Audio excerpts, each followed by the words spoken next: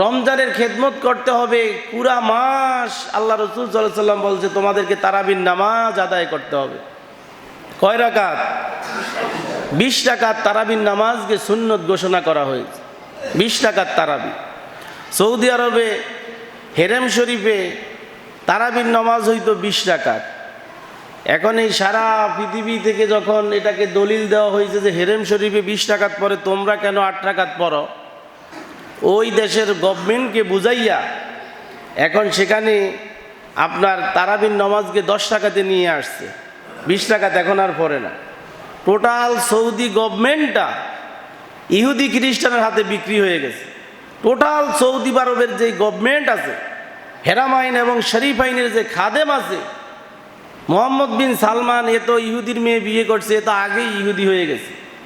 নামে কিছু লেবাস টেবাস রাখছে মানুষদেরকে বোঝানোর জন্য, কিন্তু এই গদ্দব তামাম পৃথিবীর মুসলমানের যেখানে প্রাণ কেন্দ্র, সেই মুসলমানের প্রাণ কেন্দ্র যেখানে, সেখানেই একে বুঝাইয়া শোনাইয়া মসজিদে হারাম শরীফ, মসজিদে নববীতে যেগুলি মানসুখ হাদিস, এই আহলে হাদিস লা মাযাবিরা সেখান থেকে সারা পৃথিবীতে আস্তে আস্তে সাকসেস হইতেছে।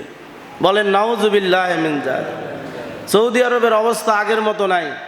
তুর্কি বাদশারা যখন খেলাফতে ওসমানী যখন শাসন যখন ছিল, তখনকার সৌদি আরব আর এখনকার সৌদি আরব আকাশ এবং পাতালে বেশ কম আছে। সৌদি আরবে সেখানে মার্কিনী সৈন্যরা, সৌদি আরবে সেখানে অসংখ্য মার্কিনী সৈন্য সেখানে মজুদ রেখেছে। সারা পৃথিবীর সমস্ত মানুষ ফিলিস্তিনের পক্ষে যখন আওয়াজ তুলেছে, ফিলিস্তিনকে যখন, এখনও ফিলিস্তিনে যে খাবারের কি সমস্যা, দুর্ভিক্ষ চলতেছে ফিলিস্তিনে। ফিলিস্তিনে কিন্তু এখন খাবার নাই। যারা এই যে দেখেন সোশ্যাল মিডিয়াতে দেখেন, বিভিন্ন সংগঠন সামান্য কিছু খাবার সেখানে পাক করে যখন নিয়ে যায়, মানুষের খাবার হইল 10 জনের, খাবার নিতে আসে হাজার হাজার লোক, খাবার নাই। দুর্ভিক্ষ আর দুর্ভিক্ষ। বিধর্মীরা খাবার দেয়, অথচ আরব আমিরার এই সৌদি আরবের কোনোদিন 10 কেজি চাউলও, 10 কেজি চাউল সমপরিমাণ খাবারও এই সৌদি আরব কোনোদিন ফিলিস্তিনে পাঠায় না। এমনকি ফিলিস্তিনের পক্ষেও কোনোদিন কথা বলে না। আল্লাহ পাক হেদায়েত দান করুক, বলেন আমিন।